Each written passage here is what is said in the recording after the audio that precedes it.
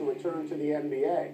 A network called ESPN reports that Jackson has become, quote, increasingly interested, unquote, in returning from retirement, but not necessarily as a coach, maybe in the front office.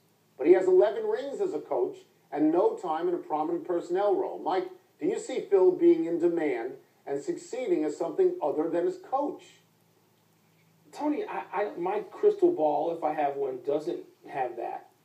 But I would think once you get the conversation started with Phil Jackson, if he's itching to get back, you turn the conversation to coaching, and one of the people who turns that conversation should be Kobe Bean Bryant, who would be sitting in a room with Jim Buss and Phil Jackson and perhaps Jeannie Buss, Kobe Bryant, Mitch Kupchak. You have a small, and by the way, you say Jerry West, can you get out of Oakland where you belong here? Can you come back here? Jim Buss ought to be smart enough to do that. And you convince him. You convince Phil to come back and coach. You've said that, but it's always the Lakers with you. Do you see him going anywhere? You don't see him going anywhere else?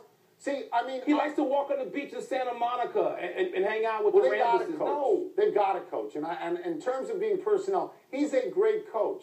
I don't know if he's any good at running a team. We're pretty good on this show. I don't know that we would be hired to program the network. Honestly, Mike, I would not give Phil Jackson a lot of money to not coach. I'd give him all the money he wants to coach.